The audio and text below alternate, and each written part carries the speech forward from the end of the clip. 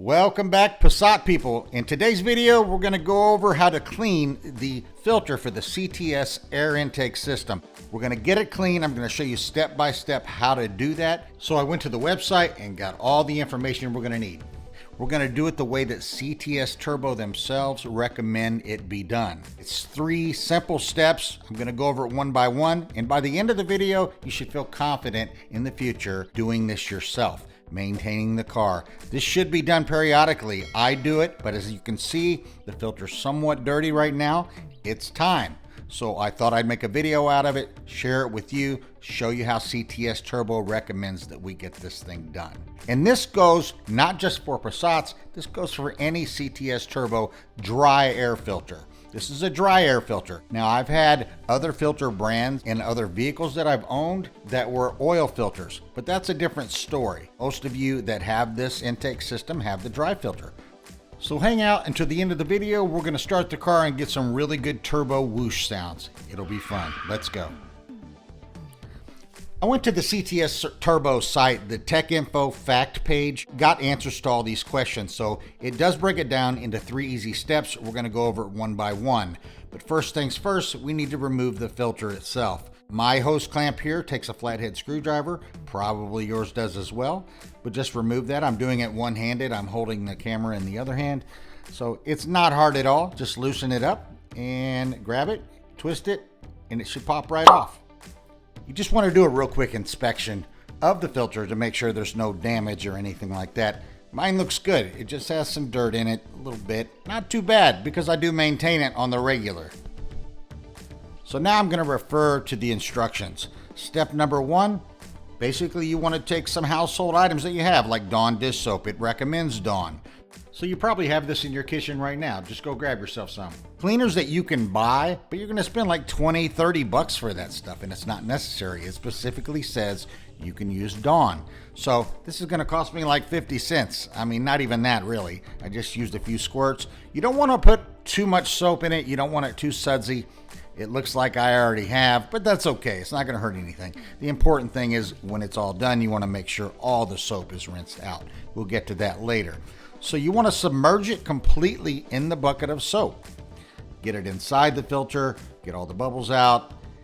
Make sure you fill the water up high enough to cover the filter part itself.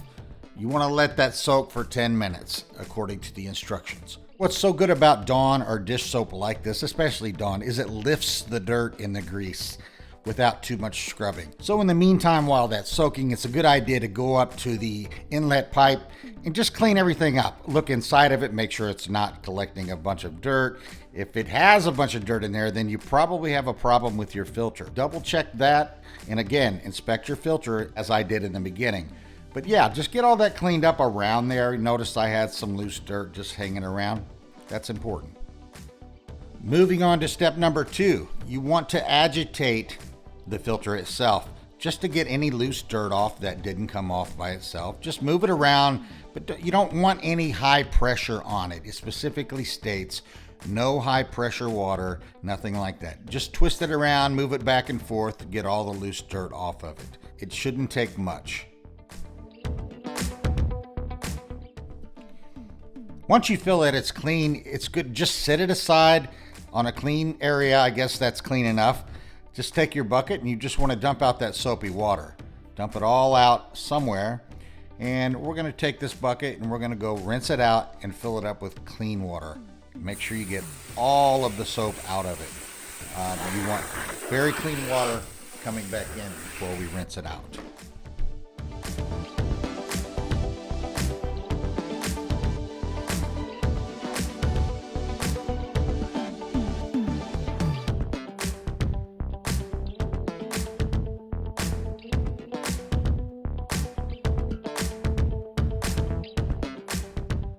So bring it back over to the filter and we're just going to submerge the filter in it. Move it around, agitate it, get the clean water to rinse out all of that soap. Because at the end of this, you want to make sure there is no soap whatsoever. And the reason that is, soap attracts dirt. Dry soap attracts dirt. It's like a magnet. So you want to make sure it's completely rinsed out. So we're going to do this one more time. We're going to go over, put some clean water in it one last time, do it again, and that should be good for the rinsing part. So I did get another bucket of clean water, saved you the pain of watching me do that again. Just rinse it out. It looks good. I mean, you don't see much soap residue or anything coming out into the water. Just give it a nice thorough cleaning there. Move it around. Now we're going to go to step 3. Step 3 is we're going to take it out of that water and we're going to shake off any excess water that may be inside of the filter, on the outside of the filter. Just do the best you can. Just shake it out a little bit and get all the loose water. It'll dry much faster if you do that. Dump your water out. Now hang on to your bucket because I'm going to use this bucket. We're going to take it around and we're going to use it to put the filter on to dry in the sun. We're going to take it around to the rear of the car for 2 reasons. 1, there's a lot of sun there. 2, I want you to be able to see my tailpipe, my diffuser, just to see, kind of get a view of the car a little bit. No, I'm just kidding, but no, I'm not.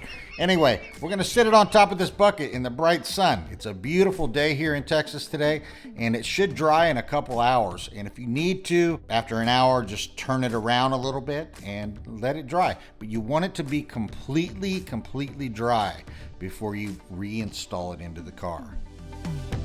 Go in, find something to do, come back out when it's dry, and then we'll reinstall it.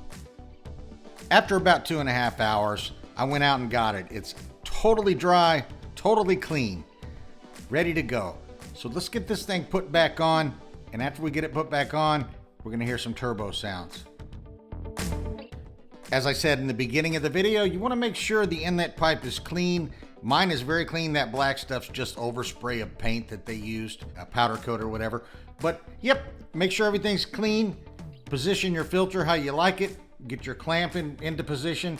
Make sure you put it over that lip, secure it, and tighten it down. I'm sure you already have this intake if you're watching this video, but it works with other intakes as well. It's just the filter cleaning. But if you haven't seen the installation video for this CTS Turbo air intake, you should check it out. It's in the channel. And I have a lot of other maintenance stuff as well. But hey, let's get ready and hear some turbo sounds.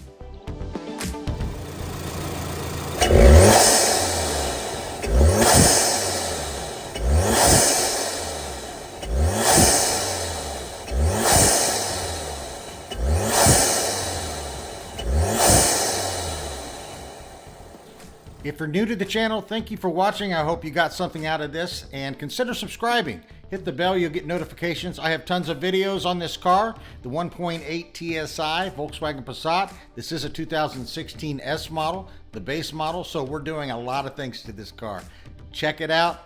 We'll see you next time. Thanks a lot.